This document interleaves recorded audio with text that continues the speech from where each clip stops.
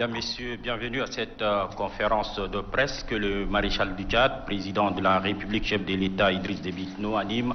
C'est 25 février 2021. Cette conférence de presse, prévue initialement à la date symbole du 11 août de chaque année, n'a pu se tenir compte tenu de l'agenda surbooké du président de la République, mais aussi à certaines contingences, notamment la pandémie du Covid-19 qui a bousculé toutes nos habitudes. Les rendez-vous avec la presse nationale étant un événement important, le maréchal du Tchad a fait violence à son agenda, chronométré, on le sait, pour s'entretenir avec le journaliste de la presse publique et privée sur des questions concernant la vie politique, économique, sociale et socioculturelle du pays. Ceci dit, cette conférence de presse qu'anime le chef de l'État est d'1h30 chrono et se résume de la manière suivante. Nous allons suivre tout d'abord le mot liminaire du président de la République, ensuite une première liste de 4 questions en français et une autre liste de 4 questions en arabe seront ouvertes. Les questions tournent autour des thématiques suivantes: politique, économique, sociale et sport, bien sûr. Si le temps nous est imparti permet, nous prendrons 2 autres questions dans chaque langue. La question étant ouverte, maréchal du Tchad, président de la République, chef de l'État, merci de nous recevoir malgré votre agenda hyper chargé. À présent, je vous invite à lire votre mot liminaire. Mesdames, Messieurs les responsables des médias, Mesdames, Messieurs les journalistes, bonsoir. En raison des contraintes diverses liées à notre agenda, nous n'avons pas pu tenir notre conférence traditionnelle du 11 août. Il y a eu beaucoup de sollicitations d'interviews des médias nationaux. Et c'est à cette sollicitation que je réponds. Beaucoup se plaignent aussi que nous faisons la part belle à la presse internationale. Mais franchement, je voudrais vous rassurer ici que la presse nationale a été et restera ma priorité. Ce n'est pas la presse internationale qui m'intéresse. Elle est de tout temps à nos côtés pour éclairer l'opinion sur les préoccupations fondamentales qui touchent la vie de l'État et de notre nation. Mesdames, Messieurs les journalistes, mon propos liminaire ne sera pas long. J'aborderai juste quelques préoccupations pour vous laisser le temps nécessaire de poser vos questions sur des sujets jugés importants en lien avec la vie de la nation. Comme attendu, les Tchadiennes et Tchadiens vont bientôt se rendre aux urnes pour élire celui ou celle qui va présider aux destinées de notre pays. C'est un événement politique de taille qui exige une mobilisation générale et surtout une conscience citoyenne extrêmement importante. Comme je l'ai toujours dit, les élections doivent être libres, transparentes et sans aucune contestation. Je forme de vœux ardents que la campagne qui commence dans quelques jours, le scrutin du 11 avril 2021 se déroule dans une ambiance fraternelle et patriotique. Il est évident que les partis en compétition ne sont pas des ennemis, mais plutôt des concurrents. Nous avons tant besoin de cette sérénité qui est la preuve manifeste de notre maturité politique et de notre esprit démocratique aussi. À cet égard, je voudrais inviter tous les acteurs politiques à plus de responsabilités, car le plus important, c'est l'intérêt supérieur de la nation, c'est l'intérêt supérieur du Tchad, c'est l'avenir du Tchad qui doit être notre première préoccupation. J'ai saisi cette opportunité pour dire que la démocratie ne peut rimer avec l'anarchie et le désordre. c'est le lieu de dire à tous ceux qui instrumentalisent les jeunes à des fins mesquines d'arrêter ce jeu dangereux. C'est un jeu aussi suicidaire. Il est très facile d'allumer le feu, mais très difficile de contenir les rouages. Faisons très attention donc à ce niveau. En parlant de la paix, condition première du développement, j'exprime simplement le souci cardinal de tous nos compatriotes. Je viens de parcourir le pays profond, 22 provinces, puis la ville de N'Djamena. J'ai eu des échanges très édifiants avec toutes les forces vives du Tchad profond. Il y a une seule et unique préoccupation forte qui anime tous nos compatriotes. Il s'agit de la paix. La paix, de la cohésion fraternelle, de la stabilité et de la sécurité. Ce sont là, bien évidemment, des valeurs qui ont toute leur portée, car elles sont les matrices même du développement. Chacun de nous a la responsabilité de veiller pour que ces valeurs ne soient pas compromises. À cet égard, je voudrais vraiment insister sur la responsabilité singulière de la presse en raison de son rôle combien important dans la société. Beaucoup d'entre vous exercent ce noble métier suivant les règles de l'art. Certains suivent cette profession qui a pourtant une valeur inestimable. Je ne vous dicte aucune conduite à suivre. Je ne l'ai jamais fait, je ne le ferai pas. Puisque vous avez une charte de déontologie et l'éthique suffisamment étoffée et claire, auquel vous êtes donc amenés à le respecter. Je voudrais simplement vous demander de jouer votre rôle de baromètre de la démocratie en mettant en valeur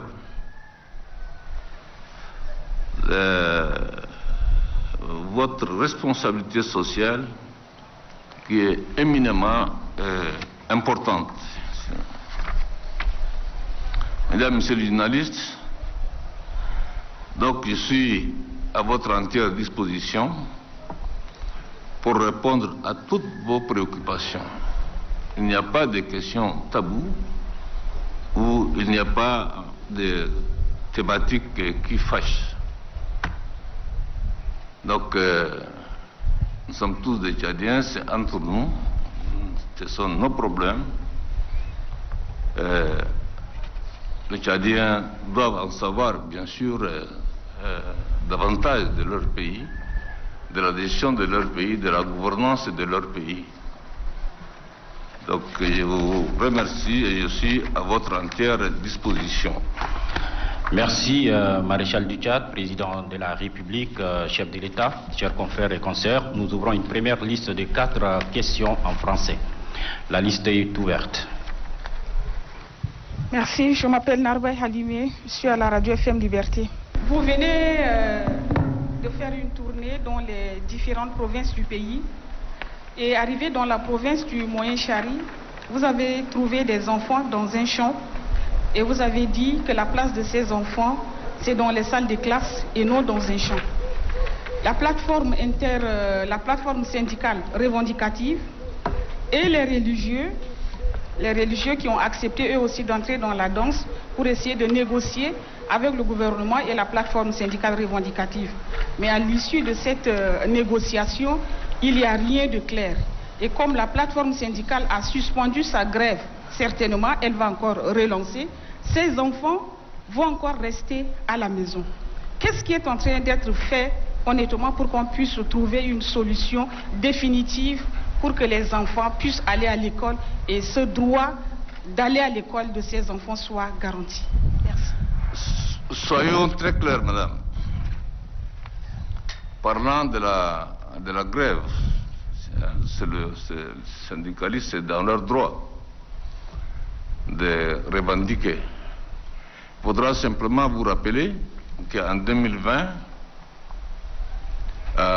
nous avions eu une rencontre avec l'ensemble des partenaires sociaux. De cette rencontre, on est sorti un certain nombre de points essentiels que le gouvernement doit remplir. Le gouvernement a rempli à 100% les engagements qu'il a pris.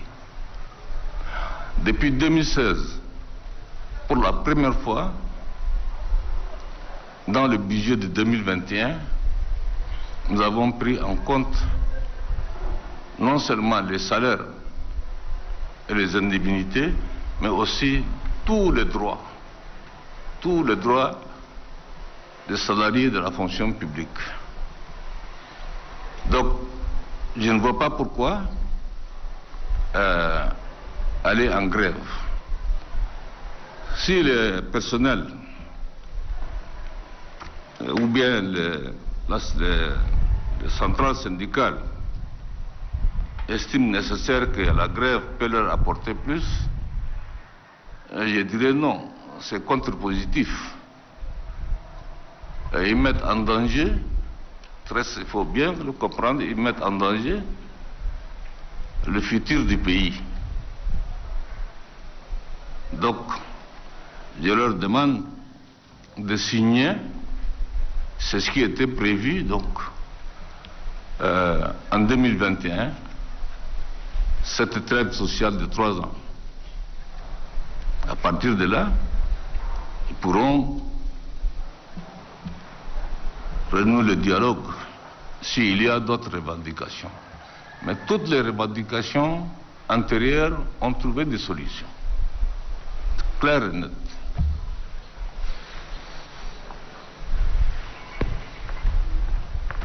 Merci, Monsieur le Président. Moi, ma première question, l'un des facteurs ayant aggravé la crise économique qu'a traversé le pays était la question sécuritaire, notamment l'envoi de nos soldats au nord Mali. Aujourd'hui, le Tchad vient d'engager aussi plus de 1200 hommes dans la zone des 3 frontières. Monsieur le Président, pouvez-vous nous dire qui assure le financement? Avez-vous une garantie de nos partenaires qui vont assurer le financement avec le déploiement de ces soldats? Et j'enchaîne avec la deuxième question qui a aussi trait avec la question de l'économie. Lors de votre tournée, vous avez instruit à ce que, votre tournée dans le Tchad profond, vous avez instruit à ce que tous les chantiers à l'arrêt depuis 2015 puissent redémarrer. Pouvons-nous dire aujourd'hui que la crise économique est désormais derrière nous? Merci.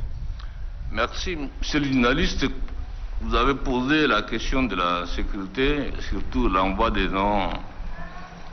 nos soldats en Afrique de l'Ouest, sur les 3 frontières. Rappelez-vous, le G5 Sahel est né ici à N'Djamena. C'est la volonté des chefs d'État des pays qui font face au même défi, le défi sécuritaire. Nous sommes convenus de mutualiser nos moyens et de mener la lutte. Donc c'est dans ce cadre que le Tchad assume aujourd'hui la présidence du G5 Sahel tournant. Vous ne pouvez pas continuer 70 ans après l'indépendance, vous ne pouvez pas continuer en Afrique que vos problèmes viennent, problèmes de vos pays, des questions sécuritaires, que d'autres viennent vous régler. L'Afrique est suffisamment mûre Et les Africains sont suffisamment conscients. La solidarité doit jouer fortement dans ce sens-là. Ce n'est pas le Tchad ou le Sahel qui est attaqué par des djihadistes qui est venu d'autres horizons. Mais c'est l'Afrique qui est attaquée. Tous les Africains, l'Union africaine, tous les pays africains sont concernés dans cette lutte-là. Donc, le Tchad apporte sa contribution dans la lutte contre le terrorisme qui n'a pas de frontières. Que ce soit ça, c'est clair. Concernant les chantiers, oui, j'ai fait une tournée à l'intérieur du pays. J'ai visité les chantiers qui sont à l'arrêt et j'ai donné sur place des instructions précises au ministère concerné, qui était d'ailleurs avec moi dans cette tournée,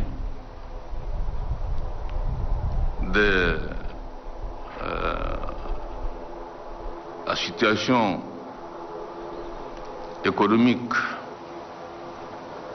nous permet aujourd'hui de relancer tous les chantiers arrêtés. Ces chantiers, vous vous rappelez, sont arrêtés en 2014. La repli des entreprises de l'intérieur vers N'Djamena et tout ça, pour la reprise, doivent encore repartir. Les entreprises doivent bouger. Ça prendra du temps, peut-être un mois encore, mais tous les chantiers reprendront. Vous pouvez être sûr de cela. Merci, Monsieur le Président. Moi, c'est Mohamed Ali Mouta de la radio Ndarason dans le bassin de lac Tchad. Je voudrais maintenant, à la suite des recrudescences de Boko Haram dans le bassin de lac Tchad, il y a des milliers, aussi avec la crise de Covid-19, il y a des milliers de déplacés internes. Et ces milliers de déplacés internes qui se trouvent dans la province du lac n'ont pas d'assistance. Ils sont manque de vivres, eau potable et sanitaire. Même les ONG sont vraiment insignifiants de leur rôle d'assistance. Qu'est-ce que l'État tchadien peut faire à ces déplacés internes qui se trouvent dans la province du lac? Et la deuxième question qui va avec la conférence du bassin du lac Tchad sur la stabilisation qui a été faite à N'Djamena et à Abuja. Où en sommes-nous aujourd'hui sur la stabilisation du bassin du lac Tchad? Merci beaucoup, Monsieur le Président. Boko Haram, vous savez tous que ce n'est pas un secret des polichinelles. Nous avons mis en place la force mixte multinationale qui fait face donc à ces terroristes. Nous avons beaucoup de populations déplacées. Beaucoup plus, je pense, qu'au Nigeria qu'au Niger. Le Tchad, très peu de populations sont déplacées. Pourquoi? Parce que nous avons su dès le départ positionner nos forces devant le gros village des populations. Donc, ce qui fait qu'on a pris beaucoup de coups, certes. Les soldats tchadiens ont payé de leur vie, certes, mais on a minimisé les pertes en vies humaines des civils. En vies humaines des civils. Rappelez-vous aussi qu'en 2018, nous avions lancé pour notre contribution 3 milliards de francs CFA, de ressources propres, pour construire des écoles, aider les déplacés qui sont venus du Niger et du Nigeria, des réfugiés, et les populations qui vivent avec. Nous avons fait notre dans le cadre humanitaire ce que nous devrions faire avec les moyens qui sont les nôtres. Il appartient à tous ces partenaires, qui sont nombreux d'ailleurs, humanitaires qui sont nombreux, de venir s'occuper maintenant du reste. Nous avons accueilli, nous les avons mis en sécurité et nous avons mis dans la poche de premier la main dans la poche pour 3 milliards. Pour la nourriture, l'eau, on a utilisé des ONG tchadiennes pour faire ce travail-là. Vous avez parfaitement raison, il reste beaucoup à faire. Boko Haram est encore à une capacité de nuisance et nous ne pouvons pas dire que demain il n'y aura pas d'autres réfugiés ou d'autres déplacés. Mais ce qui est certain, c'est que le territoire tchadien, à l'intérieur de l'ensemble des îles, nous avons le contrôle parfait à 100%. Depuis l'opération de colère de Bahouma. Il y a des petites infiltrations de 2-3 personnes. Ça, c'est impossible d'empêcher. Mais rien ne viendra perturber maintenant la vie des citoyens tchadiens à l'intérieur du territoire tchadien, du lac Tchad. Mais pour ce qui concerne le bassin conventionnel, il y a un travail très important à faire encore. Pas seulement la lutte, la guerre que nous menons contre Boko Haram, mais cette guerre doit être appuyée par le développement. Ce qui va réduire la nuisance de Boko Haram. Merci, Monsieur le Président. Moi, c'est Mohamed Nouradoum Sougoumi, rédacteur en chef adjoint de la RNT. Dans votre liminaire tout à l'heure, vous avez parlé de la responsabilité de la presse. Nous sommes au cœur du développement. Et nous sommes également vulnérables à cause des risques que nous prenons sur le terrain. Et la crise sanitaire liée au Covid-19 que nous traversons actuellement est l'un des exemples des risques que nous prenons. Est-ce que le maréchal que vous êtes peut nous dire si la presse, d'une manière générale, peut espérer à une bonification ou à un statut particulier pour protéger ce corps qui est aussi exposé? Ma deuxième question, Monsieur le Président, vous avez bouclé ici en N'Djamena le samedi dernier la tournée que vous avez effectuée dans toutes les provinces du pays. Tournée qui vous a permis de toucher du doigt les réalités du pays et par la même occasion de rencontrer vos concitoyens. Qu'est-ce qui vous a le plus marqué positivement ou négativement? Et enfin, Maréchal, nous sommes à la veille des élections présidentielles. Quelle va être la particularité du prochain Idriss Déby Itno? Idriss Déby Itno restera Idriss Déby Itno, ça ira bien. Monsieur le journaliste, concernant votre métier, c'est absolument normal que vous défendez. Vous parlez de votre métier, bien sûr, il a dit. Mais il faut savoir que cette pandémie de la Covid-19 n'a épargné personne. Personne.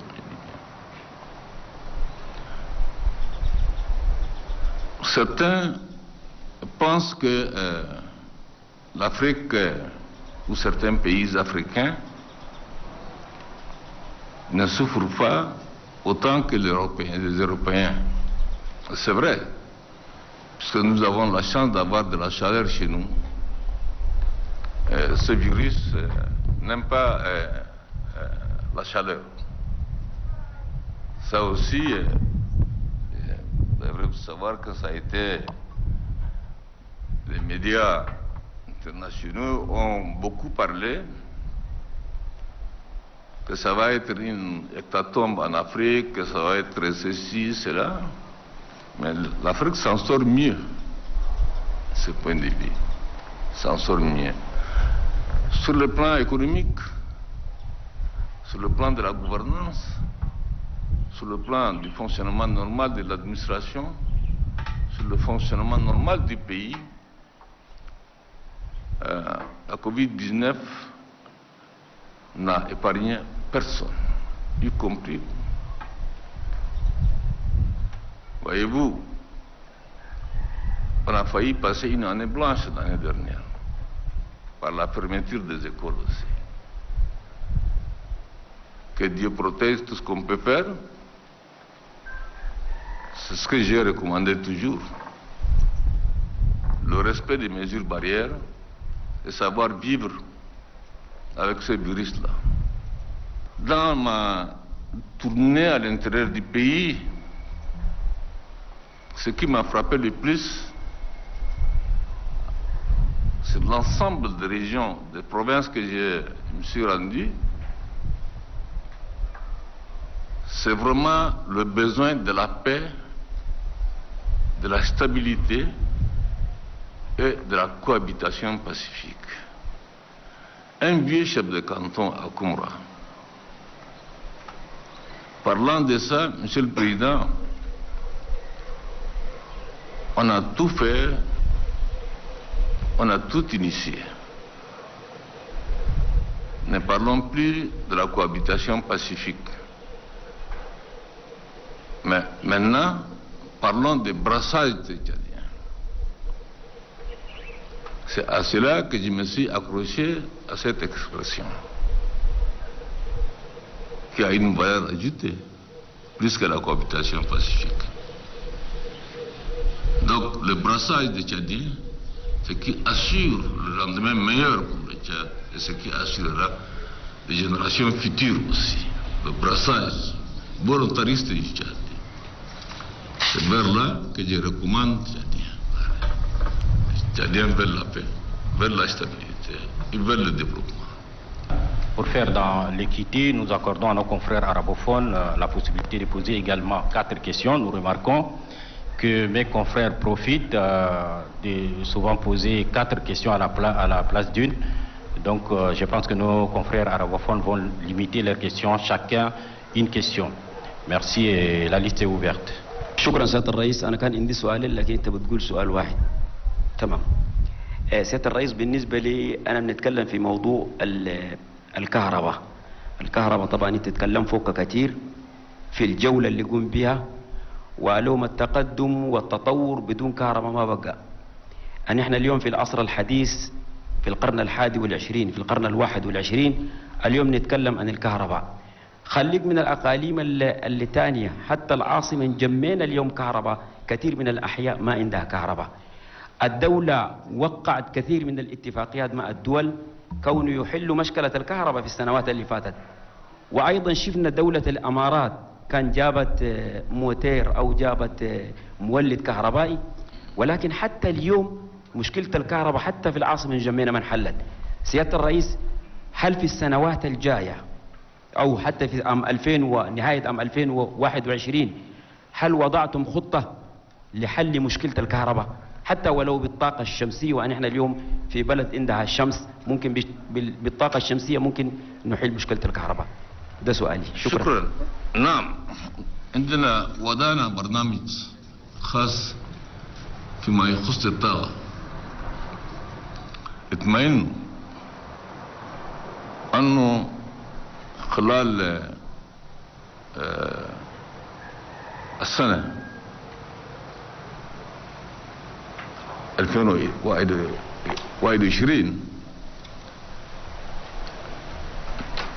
ممكن أبان كمال السنة مشكلة الكهرباء في تشاد بأزمة، لكن شلنا النية عندنا وعندنا كفاية وعندنا مالية كفاية في نمر من الأزمة ده. كان أخيرا وقت لقيت مع ناس شاب في جمينة، كلمت كثير في مع الكهرباء. زي ما تعرفوا الكهرباء دي تقريبا في انجمينة داخل الناس انهم كهرباء في بيوتهم بيساوي 41%، لكن في الريف داخل البلد حوالي 5%. فلازم كمال 2021 إن جمعنا نلحقه سويا أو 60% وخارج كمان برا تقريبا 30% ان شاء الله بلد داخل تنهل المشكله ان شاء الله. شكرا. اللمين بني أبو بكر راديو جاي FM. السيد الرئيس بنية حقك الشلتا في كونفرنس وايد سوينا لو 8 اوت في بريزيدنت سينا الصحفي ادي حجلك بمشكله انا افيني تايوان. افيني تايوان؟ اي افيني تايوان. واس افيني تايوان ده خلاص بروبلم ما عنده الدلتا. مشكله اخرى في باقي لنا 4 أو 5 شهر بس للخريف. ناس هنا شجره 3، ناس هنا بردو، ناس هنا ام تكون خريف كان جدا مقطوعين مره واحده. السيد الرئيس مشكلتهم شنو؟ مشكلتهم ده الانونداسيون، دروب ما في انونداسيون المي باكلهم ما يقدروا يجوا اسواق. مشكله انا دروب. سؤالي الثاني السلامه الآفر انت قد تهجي فوق هذا جادين كله قاعدين بيدوروا والشقفة تمرق إلى الدور السلامة لكن فيها مشكلة عن بينات البقارة والمزارعين. المشكلة دي أني ما سنة يلا نشات قاعدين بيدفقوا دمهم يدفق. السيد الرئيس شنو الإجراءات الصارمة كي تشيلوها عشان الشيء ده بطن ما ببقى دفقين أنا دم أنا يالات فيك أنا يالشات في مشكلة أنا بقارة مع المزارعين ده كما يبقى نسوق كيف. شكرا بريزيدنت. شكرا. فيما يخص النقطة الأول مثل الفيضانات في انجمانا زي ما بيجي الخريف الماضي نحن شلنا عملنا يعني خطة زي مشاريع يخلينا انه غبار خريف الجاي يعني بدون انجمانا ما يبقى في مويه داخل. ده اطمئن ان شاء الله ما يخص الانجمانا. عندنا كل الاستعداد. 3 مشاريع كبار نعملوها. قناه 2 القناه بيقولوها شنو تورة ولا شنو تقول بالعربي تورة زي اي تورة 2 3 تورة يبقوا. واحد بالنص جاية أنا الشاري وآخر واحد في وليا ده بخليه إن جمانا بارين ما يبقى في مويه داخل. ده اطمئن. فيما يخص مشكلة الرهن مع ناس مزارعين المشكلة دي مشكلة ما صعبة جدا. المشكلة دي مشكلة إدارية. ما فيش إدارة عندها كفاءة وعلى المستوى الإقليمي عندها كفاءة في مكان يقدر يقوم يمشي يحل المشكلة دي في وقت قبال ما الدم يدفق.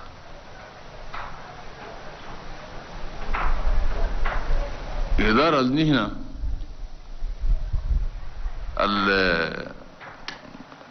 الكولونيزاسيون او بيان النظام بقولوش بالعربي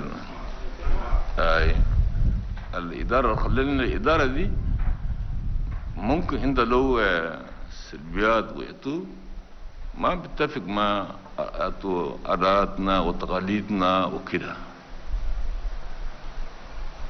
مهما يكون المزارع والراعي هما الاثنين اللي اقتصادنا شاذة.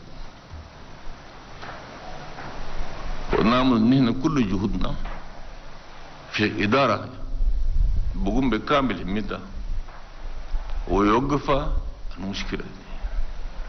لكن في ناس سياسيين في التكسيب الناس يقسموا الشعب وده مزارع وده راعي وده كان أزمة بزيد الأزمة وده منكم أنتم كصحفيين تعملوا comme Toya, le chat. ما يعمل بيناتهم مشكلة يا إنسان. المزارع دارلو اللحم لبن، الرهل دارلو خلة، دارلو فول، دارلو سمسم، دارلو ريس ياكل، ولا ما كده. الناس ده شنو بفرقهم؟ شيء بفرقهم هو السياسة بس، وإدارة فاشلة. Nous allons continuer la série des questions. Les questions sont ouvertes maintenant. Donc,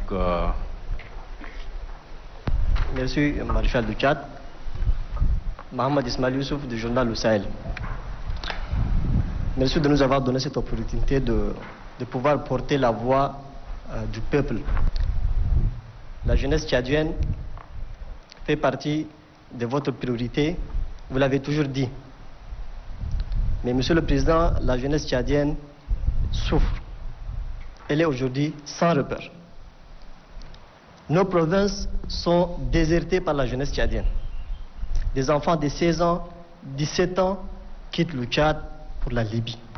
Cela veut dire qu'aujourd'hui, la jeunesse tchadienne a du mal à trouver un avenir dans ce pays. Oui, vous avez un plan pour les diplômés sans emploi. La question de 20 000 jeunes qui seront intégrés à la fonction publique, même si ça traîne encore. Il y a ces jeunes, ces milliers de jeunes qui n'ont pas été allés à l'école.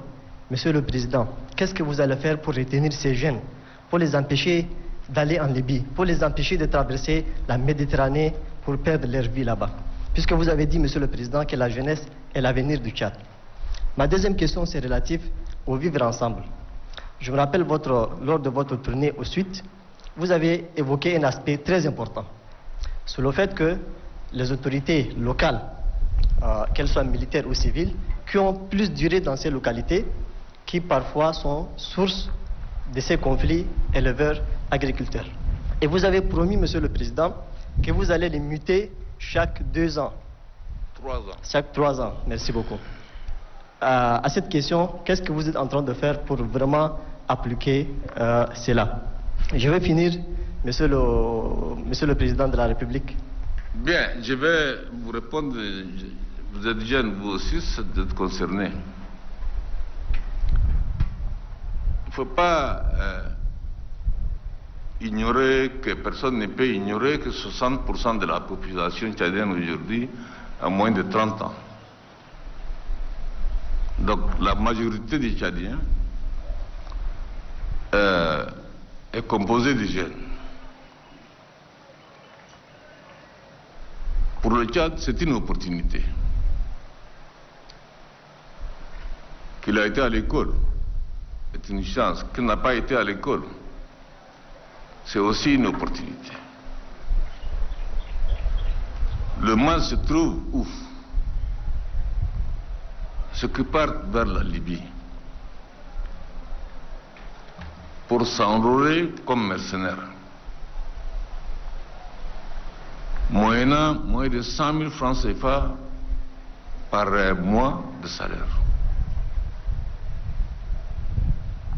C'est une aventure pure et simple. Ces jeunes-là, en réfléchissant un peu, en investissant un peu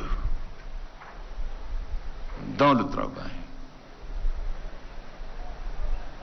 le moteur essentiel pour nous, le Tchad, sur lequel nous comptons pour pousser le Tchad vers le haut, c'est la jeunesse et les femmes. Et nous avons mis beaucoup de ressources. Beaucoup de ressources. Ressources propres et ressources des partenaires. Préparer les jeunesses pour que la jeunesse soit capable de créer lui-même ces entreprises et créer de l'emploi. Apprendre à la jeunesse de faire un travail qui peut lui permettre de vivre. C'est pour lequel nous avons créé un ministère entier pour ça, pour conduire, ou bien pour être mécanicien, ou bien pour, je ne sais pas, être un menuisier. On n'a pas besoin d'être intellectuel pour le faire. Donc les écoles de formation professionnelle, dans chacune des chefs-lieux de province, aura une école professionnelle pour former ceux qui n'ont pas eu la chance d'aller à l'école. Ceux qui ont eu la chance d'aller à l'école, nous les encourageons à continuer les études. Ici à l'intérieur ou à l'extérieur. Construire l'avenir du Tchad, c'est construire aujourd'hui la jeunesse d'aujourd'hui. C'est investir dans la jeunesse d'aujourd'hui. Parlant des promesses de 20 000 emplois, certes, nous avons commencé. Le ministère en charge de la fonction publique, avec une équipe restreinte. Au jour d'aujourd'hui, ils sont à 7800 et quelques jeunes intégrés à la fonction publique. Pour des raisons qui sont les nôtres, nous les Tchadiens. Et à raison qu'il y a 3 semaines, j'ai arrêté le travail qui est en train d'être fait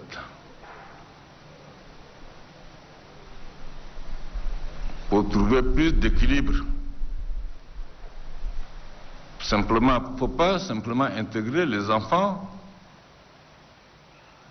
qui ont des parents bien posés ou bien positionnés et abandonner les enfants des pauvres. Donc c'est pour ça que nous allons mettre une structure propre pour permettre de continuer le travail et arriver au chiffre de 20 000. Donc, il faut vous battre. Il faut vous battre pour votre pays. Et il faut dire à la jeunesse, c'est plus simple ici, au bord du Chari, ou là où il y a de l'eau, à moindre coût, à moins de 100 000 francs CFA.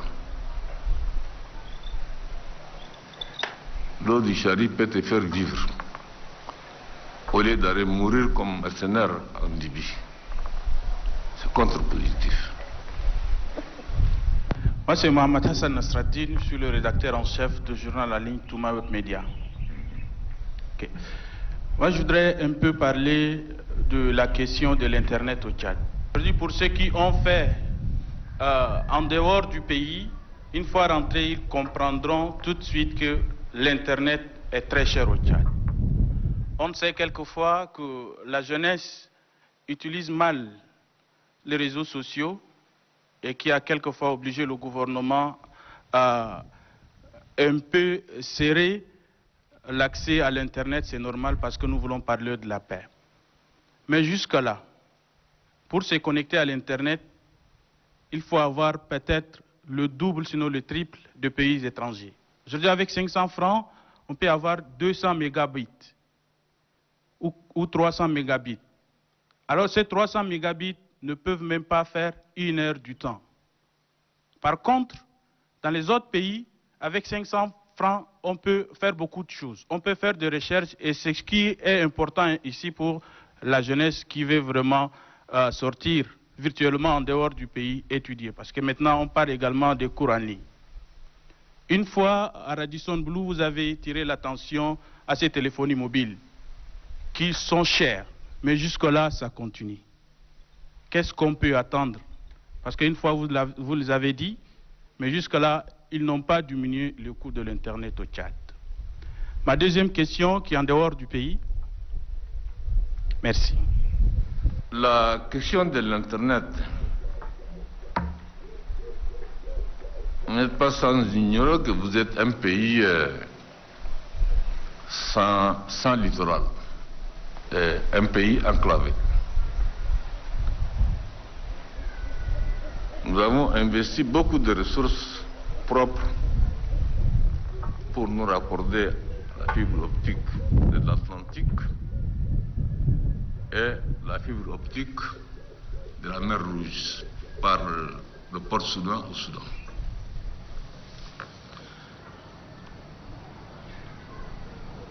Il y a des méga projets qui sont en cours d'exécution,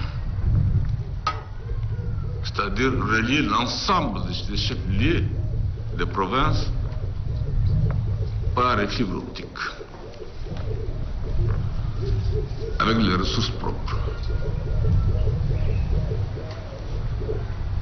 Vous savez combien nous payons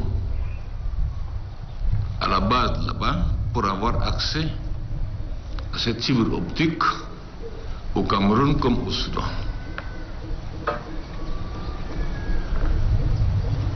Et je ne peux pas vous dire que les prix n'ont pas baissé. Non, les prix ont baissé. Les prix ont baissé après notre connexion avec le Soudan direct. Mais reste encore cher par rapport aux autres pays qui ont le littoral. Nous avons l'ambition de faire du Tchad un hub en matière d'Internet. Là, on est raccordé de ce côté, mer Rouge, ici à l'Atlantique, et nous avons un projet maintenant qui part vers la mer, vers la Méditerranée. Un autre projet qui va passer par Bangui et aller vers l'Afrique de l'Est. Donc nous avons l'ambition de faire du Tchad, n'est-ce pas, un hub en matière numérique ici. Pour le moment, trop cher, vous ne pouvez pas le dire, puisqu'on a réduit en une année à plus de 50% du prix passé et par rapport au prix actuel. 50% de réduction. Dans les universités, on a installé, ça c'est l'État qui paye, c'est subventionné. Pour qu'on a installé dans les universités, dans les hôpitaux, tout ça, c'est l'État qui paye. Donc c'est une subvention de l'État. Donc il y aura des lendemains meilleurs et souhaitons que le Tchad devienne le hub de tout le système numérique du continent africain. Il faut avoir cette ambition-là. C'est possible. Je suis Nesta Yamgoto, journaliste à Tchad Info. Monsieur le Président, en 60 ans d'indépendance et 30 ans de démocratie, le Tchad est l'un des pays qui traîne le pas dans le domaine sportif. Vous, en tant que Tchadien, est-ce que vous rêvez de voir un jour les AO en phase finale de la Coupe d'Afrique des Nations? Si oui, cela est-il possible et dans combien de temps? Merci, Monsieur le Président. C'est tout mon souhait. C'est tout mon souhait. Nous avons investi dans le sport. Est-ce que vous avez vu un gouvernement formé sans un ministère chargé de la jeunesse et des sports? C'est pour donner un coup de pouce. Malheureusement, ça ne répond pas.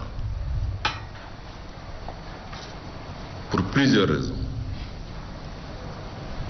La jeunesse ne s'intéresse pas, n'est-ce pas, à l'esport. Ça, c'est quelque chose qu'il faut dire. Nous avons construit combien de stades à l'intérieur du pays et ici à N'Djamena même. Certains sont encore en construction qui ne sont pas terminés. On a doté tous les moyens possibles pour que le sport décolle au Tchad. Malheureusement, la mauvaise gestion, mauvais encadrement, un mauvais encadrement et le désintéressement. C'est ça qui fait que la jeunesse d'aujourd'hui est différente de la jeunesse des années 60-70. Le drapeau tchadien et l'hymne national a été rebondi ailleurs à cause de l'espoir en son temps. Mais nous tournons le pas. Vous avez aujourd'hui un jeune ministre, chargé de l'espoir et de la jeunesse. Nous lui donnons toutes les chances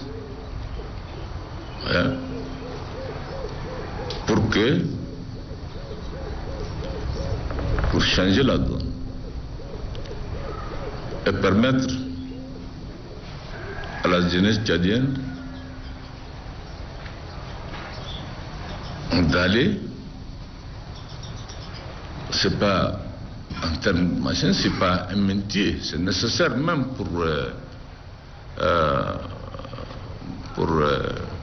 pour sa santé, le sport. Donc donnons toutes les chances à la jeunesse, au ministère, le ministère actuel qui est un jeune. Et nous lui souhaitons toutes les réussites et je crois qu'il va réussir. Et il a pris les choses en connaissance de cause. Et après avoir fait l'état de lieu, il l'a rencontré et j'ai échangé beaucoup avec lui. Donc, c'est quelqu'un qui a de très belles idées et de bonnes initiatives. Les moyens ne lui manquent pas. Il y a des ressources financières qui sont là. Souvent, je pense que ce qui fait défaut, c'est l'encadrement, je crois que c'est cela. Et ce qui gêne les fédérations, les différentes fédérations. Pourquoi en matière de judo, le Tchad aujourd'hui est pris sur le continent, pas seulement africain, mais sur le plan mondial, et pourquoi sur les autres disciplines on ne fait rien?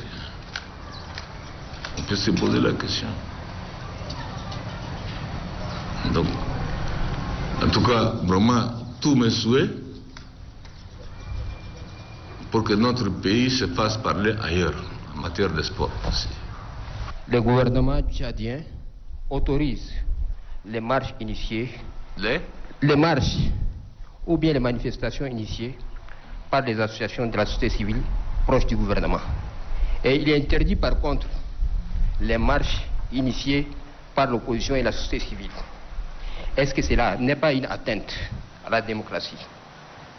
Et comment enrayer la spirale des massacres communautaires qui sévissent au Tchad entre les éleveurs et entre les différentes communautés?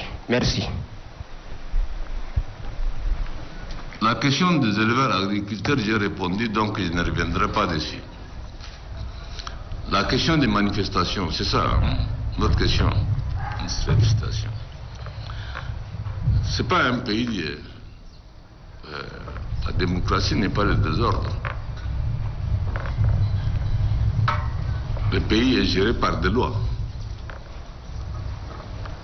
Et chaque Tchadien et Tchadienne est tenu à respecter les lois du pays. Quand vous sortez en dehors des lois, ne vous tenez pas.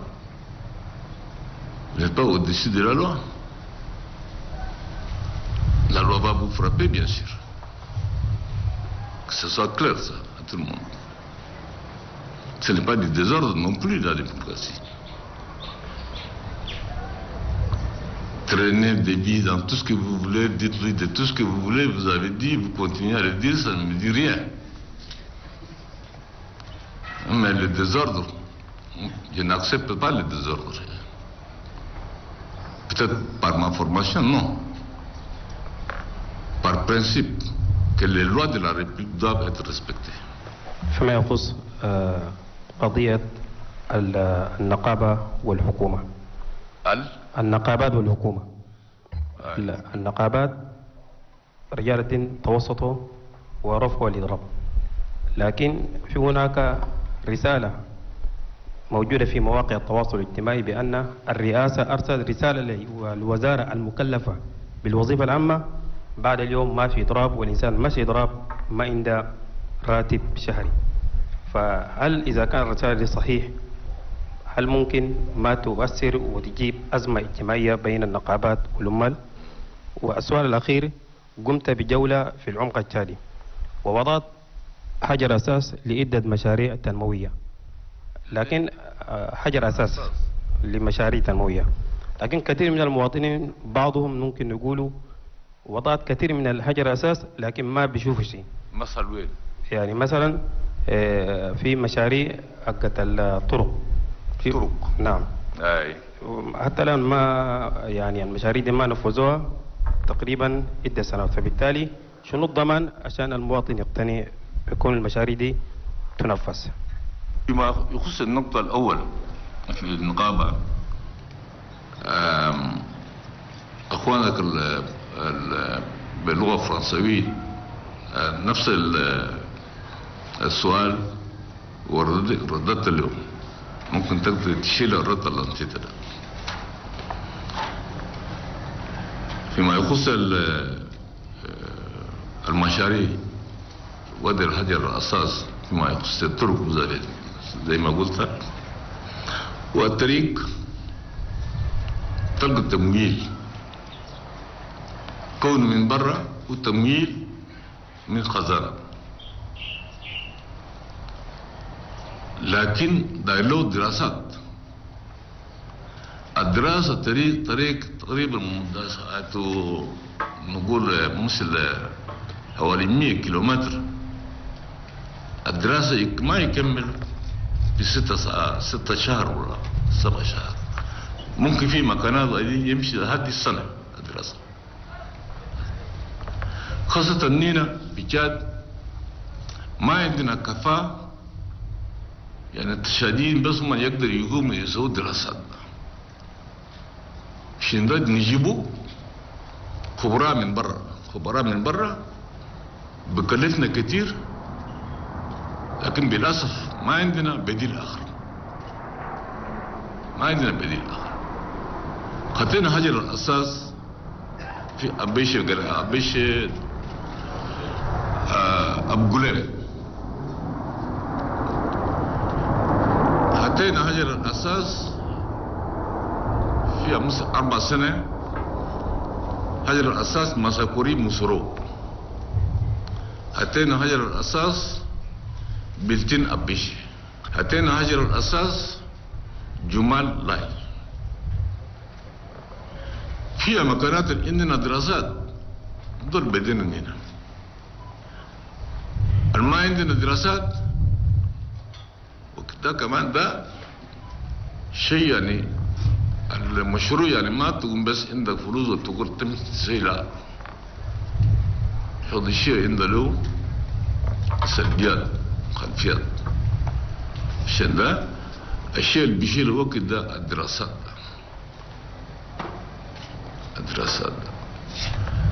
ممكن 2000 يعطونا 2021 بيجي تقولوا شنو بالعربي يعطونا ميزانية. أنا 2021 تقريبا عندنا زيادة من 300 مليار فرنك صيفة بني للطرق. مثلا زي ما كان عندنا دراسات جمال مع لايدا ده مع برو خلص، مكان خصناه خطر غير الأساس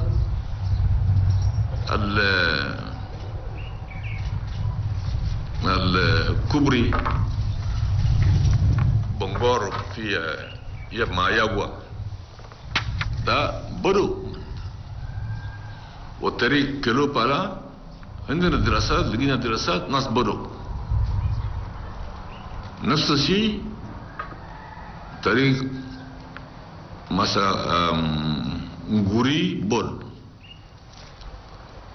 بول حدود نيجر عندنا دراسات، وده كله الطريق ده كله بدو ناس. ممكن جمال انتم موجودين داخل ان ما تحسوا وما تعرفوا شيء ببقى اخر لكم تمشي برا تشوفوا او بترسلوا ناسكم يشوفوا داخل شنو الشيء اللي ببقى في داخل البلد ده. يعني تقعد يعني عشان تقدر بالصورة يعني تقتل الشعب كسافة.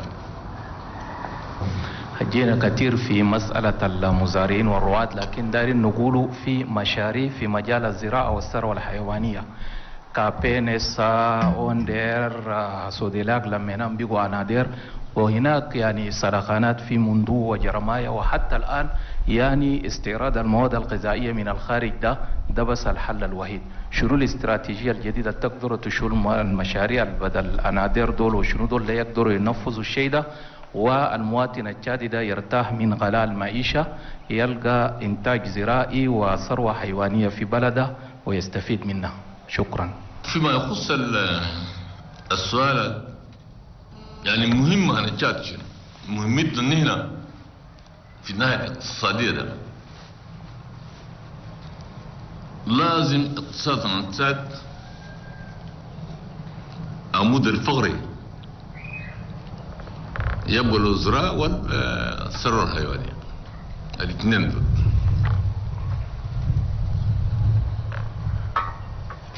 كما قمينا عملنا مشاريع، عملنا أبطار في منذ كلفنا مليار،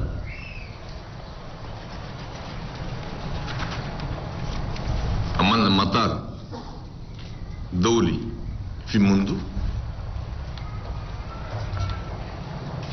وبدأنا في جرمية مع شركائنا الأتراك. لكن في أشياء بيجي معلم افتتاحنا مشروع أنا المندوب شنو خلاه لحد الآن بعد ما فتينا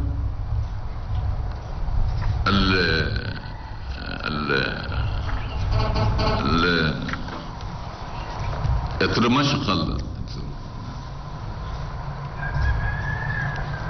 من بداية. فكرت أنه ده فلوسنا خزانة الشريعة زي شركة نسيج في السار نفس الشيء. نحن أردنا أنه التشادين ما عندنا مقدرة في شان نشيل مسؤوليتنا ونقدر نشيل مثل الأشياء كبار مثل ده ونقدم بها. وأنا سواء كان نسيج أو سواء كان هنا الأبطوار فتشت قطاع خاص فيما يخص المندو. جونا شركات اثنين، وهي شركة أنغولية وهي شركة موجودة في تشاد أولام الفيل قاعد يخدم في القطر في تشاد.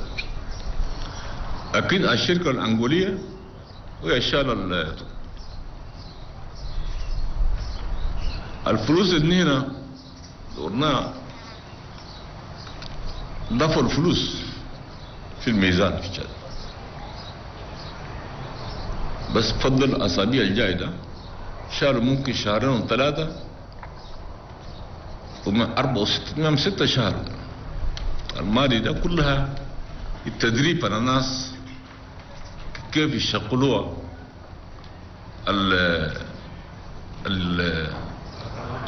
الشركة دي. وده شديد بعد ما خلاص عرفوا انه شادين الناس دول يقدروا يخدموا الشركة ده خلاص. بعد ذاك عملنا الشركة بوم، الشركة عنده له 60% وتشاد عنده له 40%، لكن كفى le Tchad نهائيا الشيء اللي هنا ما ولناها يعني 100% ده قبلوا لنا في خزان. ونفس الشيء نسيفي نسيج انا تشاد انا نصار ننطلق قطاع خاص. يعني الحكومه ما يقدر يعمل داير معروف بكره يمشي يضيع خليه وخلاص يعني يقف. Merci Maréchal pour cette opportunité. Je m'appelle Hamid Koumi, rédacteur en chef d'Electron TV. Dans votre déclaration liminaire, Monsieur le Président, vous êtes revenu sur l'importance que vous accordez à la presse nationale. Qui dit presse nationale, dit presse publique et privée. Cependant, lors de vos différentes tournées dans les différentes provinces, tournées que vous avez bouclées avec la rencontre que vous avez eue ici à N'Djamena avec les forces vives le week-end dernier, la presse privée n'est pas impliquée. On ne sait pas pourquoi. Nous estimons que lors des élections qui s'approchent à grands pas, la presse privée sera effectivement impliquée pour la couverture médiatique de ces élections, puisqu'on sait que la presse dans son ensemble joue un rôle important avant, pendant et après les élections. Merci, Monsieur le Président. C'est votre droit le plus absolu. Être là où les événements se passent pour mieux informer votre public. Mais si vous n'êtes pas là, c'est vous qui avez tort de ne pas être là au bon moment, là où ça se passe les événements. Personne ne peut vous refuser de me suivre dans mon périple à l'intérieur du pays. Ou bien personne ne peut vous refuser ici à N'Djamena toutes les rencontres que moi j'ai faites où la presse est présente. La presse privée doit être là. La presse privée a sa place. La presse privée peut demander à sa guise, à un ministre, à une institution, au président de la République, de pouvoir demander de lui poser des questions. C'est comme ça qu'on doit travailler.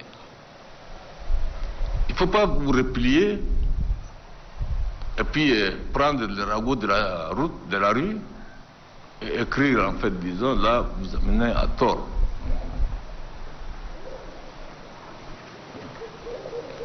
C'est un métier noble. Il faut que c'est ce que vous livrez au public soit crédible et que vous êtes témoin irréfutable. Il y a un jeu, je pense, que très dangereux. Pas tout le monde, certains se donnent.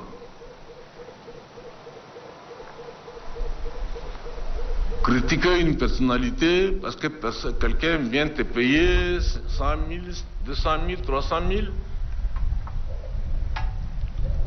Quelque chose qui est écrit, une page, et vous sortez ça dans les journaux. Ça ne s'appelle pas, ce n'est pas crédible, ce n'est pas bien. Ce n'est pas bien.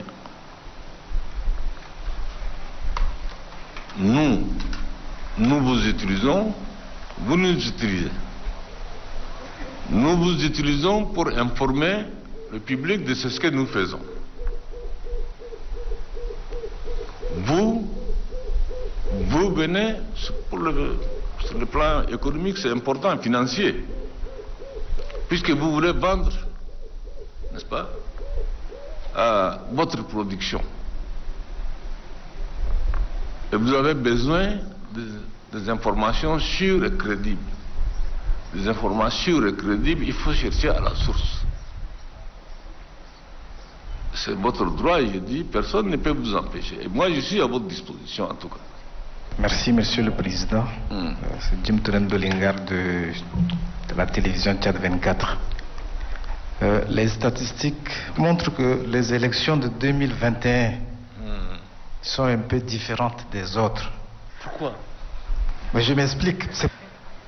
Les partis politiques s'organisent en coalition La société civile est vent debout pour dénoncer, disent-ils, ce qui ne marche pas. Et là, vous êtes aussi candidat. Quel argument avez-vous avancé pour convaincre cette frange de population-là? Quels sont les arguments que vous pouvez avancer pour les convaincre? Quelle frange de population vous dites? Ceux qui sont vent debout, tout ça. Les militants d'autres partis politiques, qu'est-ce que vous avez comme argument pour les convaincre à venir à vous? Est-ce qu'on a besoin de... dans un jeu dans un jeu démocratique. D'accord, merci. Ma question est posée. La deuxième question, nous avons appris que les Tchadiens de l'étranger ne vont pas voter. Est-ce que c'est seulement la raison sanitaire ou encore il y a d'autres raisons qui ne sont pas... Non, ce n'est pas une raison sanitaire. Merci. C'est l'opposition démocratique qui a refusé que les Tchadiens de l'étranger et même les nomades ne participent pas au vote. Puisque c'est un consensus entre les partis politiques. Ce qu'on a mis le cadre national de dialogue, CNDS, qui appuie CNDS, le cadre national de dialogue, qui appuie la CNI. Paritaire, 50% majorité présidentielle, 50% de l'opposition. C'est exactement la même chose. En 2016, on a annulé l'ensemble des votes des nomades. En 2011, on a annulé l'ensemble des votes des nomades. Sous prétexte que les votes des nomades ne votent qu'au MPS, donc on n'accepte pas. C'est vrai, c'est pas démocratique.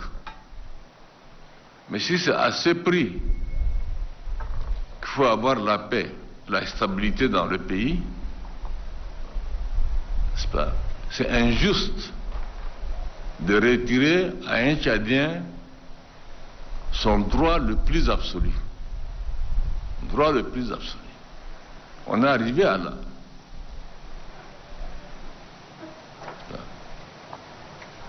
La démocratie a ses règles. Mais à l'intérieur de ces règles, il y a des partis cachés. Il faudra donc prendre comme tel. C'est injuste et c'est illégal. Empêcher un Tchadien son droit. Ce n'est pas normal. Président, je suis Madiasra Nako. Je suis le directeur du journal Le Pays. Je voudrais peut-être vous donner l'occasion de répondre à vos adversaires politiques parce que vous étiez sur autre chose. Je voudrais vous donner l'occasion de répondre à vos adversaires politiques parce que vous étiez sur autre chose ces derniers mois. Et la première remarque qu'on vous fait, c'est que vous avez profité de vos visites de travail dans les provinces pour battre campagne avant la date. Est-ce que vous allez, le candidat Déby va encore refaire le tour pendant cette campagne ou comment ça va se passer? Ensuite, le deuxième et le troisième, je parle des résultats là, de la présidentielle de 2016, disent qu'ils n'ont pas été remboursés, leurs frais de campagne, alors que vous avez été remboursés entre-temps. Les candidats arrivés deuxième et troisième en 2016 disent donc, en l'occurrence, les présidents Kebzabo et Laouken, disent qu'ils n'ont pas été remboursés de leurs frais de campagne, alors que vous avez été remboursés. Et ils se plaignent. Donc, qu'est-ce qui s'est passé? Merci, Monsieur le Président. C'est une assertion. Moi, je n'ai pas été... Personne ne m'a remboursé. Je vous informe que personne ne m'a remboursé. J'ai fait partie d'eux aussi. Si ils reçoivent, moi j'aurai ma part aussi. Et je suis très content qu'ils aient soulevé cette question-là. En ce qui concerne ma tournée, depuis 1990, j'avais fait 3 tournées à l'intérieur du pays où j'étais au fond du pays. La première tournée, c'est en 1994. La deuxième tournée, c'est 2009. La troisième tournée, c'est cette tournée-là. Non, moi je ne suis pas parti en tant que candidat. Je suis parti en tant que président en exercice. Mon mandat se termine le 8 août 2021. Même si un autre président est élu.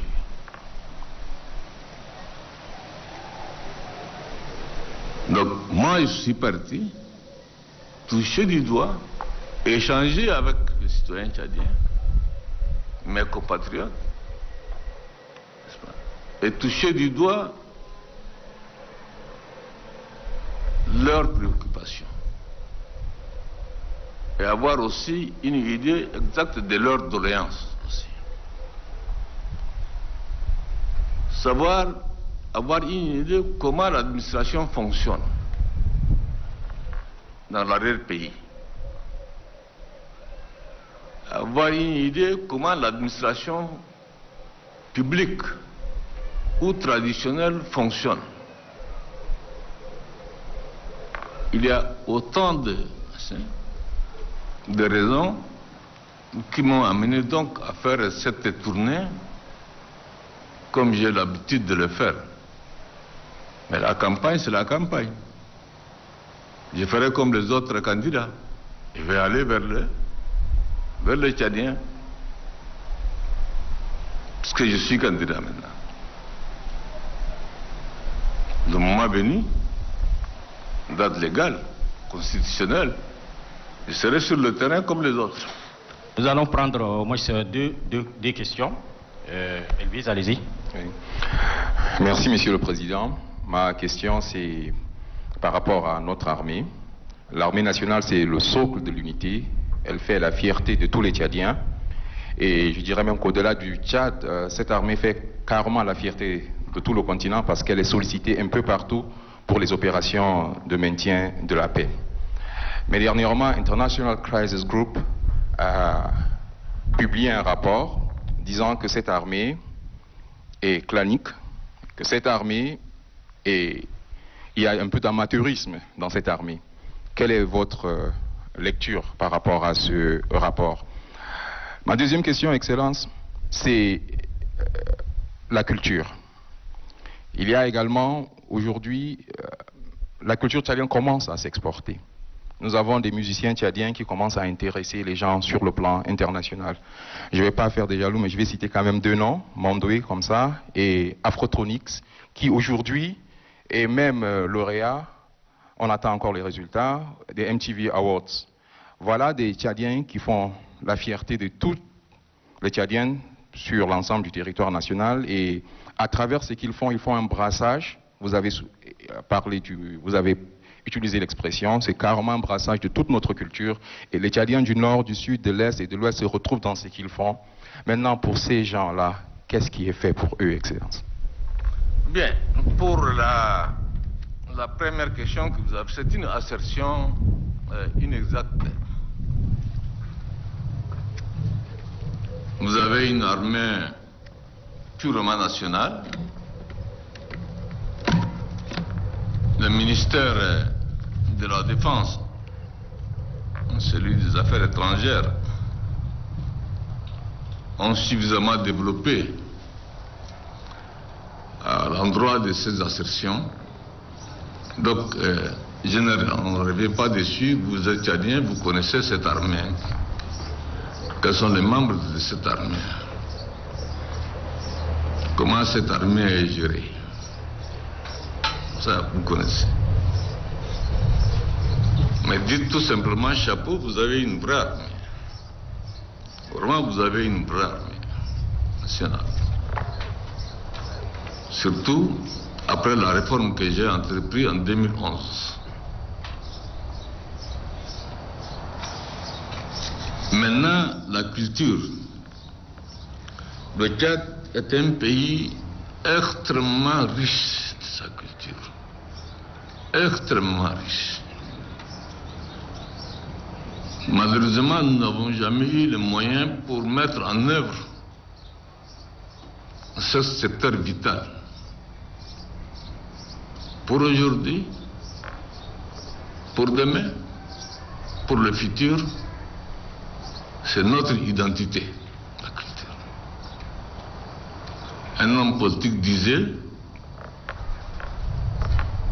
au 19e siècle, je crois, il n'y a pas une politique sans culture et il n'y a pas une culture sans politique. Dans certains pays, le ministère le plus, je dirais, le plus important, le ministère le plus important, c'est le ministère en charge de la culture. En charge de la culture. Vous avez aujourd'hui des jeunes qui embrassent ce métier-là, de porter notre culture. Cette culture de brassage, c'est déjà un bon début. Nous devrions commencer par là, pour encourager ces jeunes, n'est-ce pas, les organiser mieux et les soutenir, et leur créer les conditions normales de travail. Je vous assure que c'est une priorité pour moi, la culture. C'est une priorité des priorités, la culture. Moi, j'aime être ce que je suis, ce que j'ai été. Et je souhaite que tous les Tchadiens aiment ce qu'ils sont, ce qu'ils étaient aussi, Tchadiens et Tchadiens. C'est ce qui fait la différence entre les hommes, c'est la culture, c'est pas autre chose. Notre culture, c'est notre identité, c'est une richesse extraordinaire.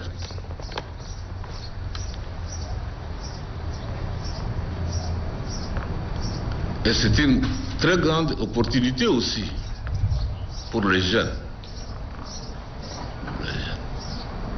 Comme ils le font maintenant. Il y a des jeunes qui sont très courageux, qui se sont lancés dans ce secteur-là. J'espère que d'autres suivront. Et la culture tchadienne vivra et brillera, n'est-ce pas, au-delà de nos frontières. Monsieur le Président, je suis Cheikh Yacoub Hassan, le directeur général de Toumaï Télévision. Monsieur le Président, à un temps, vous avez permis aux Tchadiens de se faire soigner gratuitement dans les urgences de nos hôpitaux. Cette gratuité de soins, aujourd'hui, dans les soins infirmiers, médecins, c'est gratuit, mais à un temps, nous avons aussi bénéficié et aussi des consommables médicaux.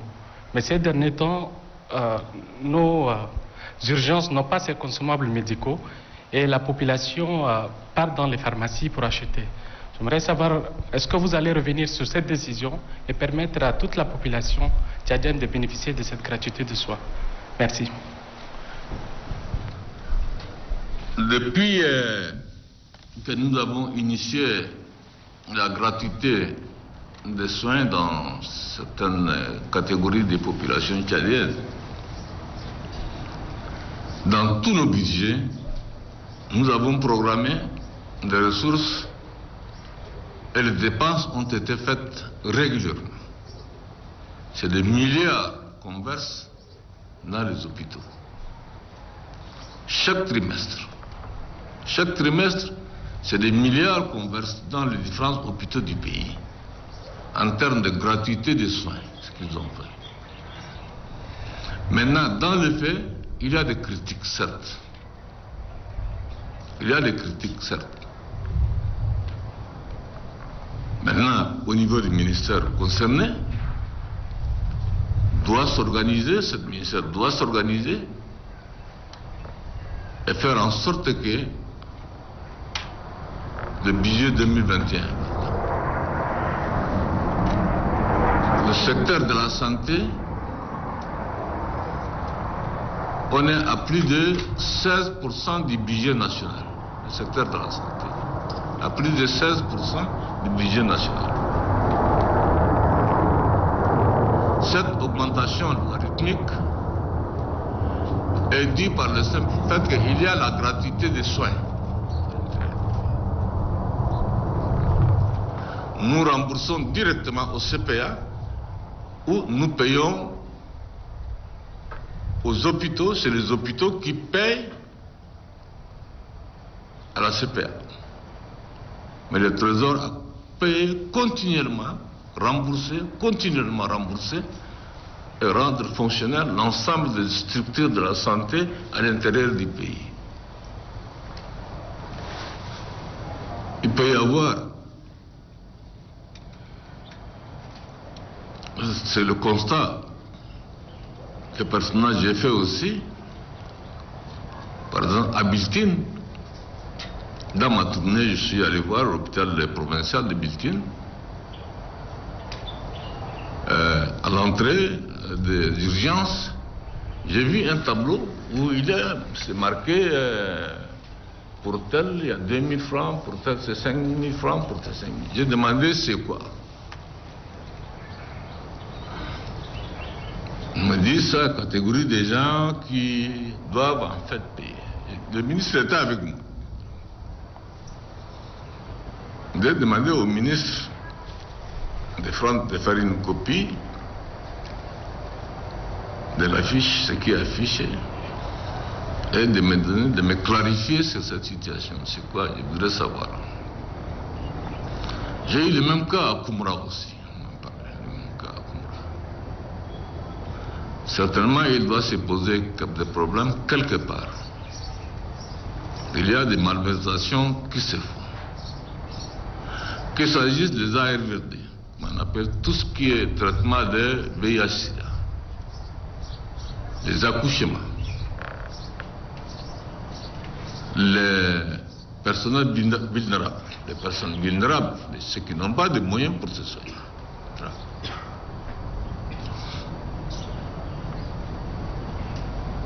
C'est des décisions que nous avons prises en son temps. Maintenant, nous sommes en train d'évoluer vers ce que nous appelons la couverture santé universelle. Cette année, nous allons initier par N'Djamena comme projet pilote à N'Djamena cette année, 2021. Et après, c'est certain que ça va réussir. On va étendre sur l'ensemble des territoires en ce moment.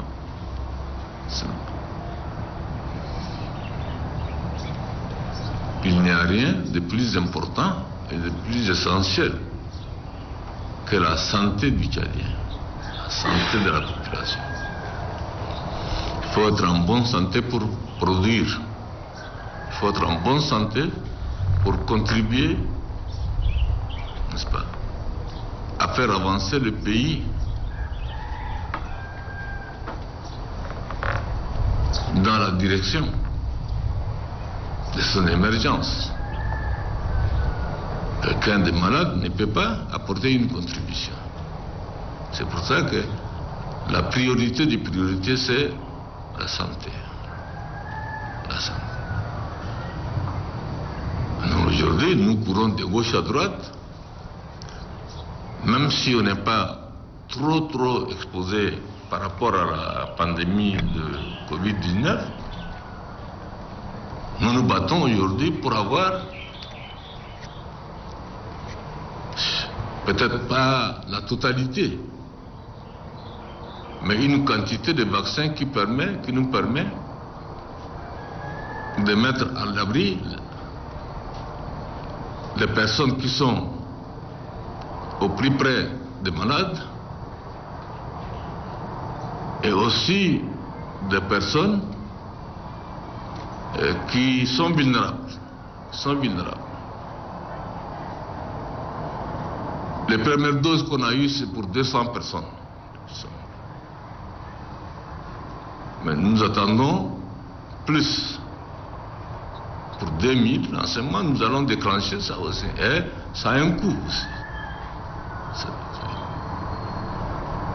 pas de choix, il faut le faire. La santé est une priorité pour nous. Ça a été toujours. J'espère que nous allons boucler cette conférence de presse. Merci Maréchal du Tchad, président de la République, chef de l'État, pour avoir répondu à toutes les questions sans langue de bois avec la franchise qui vous caractérise. Merci à tous et à la prochaine, Inch'Allah.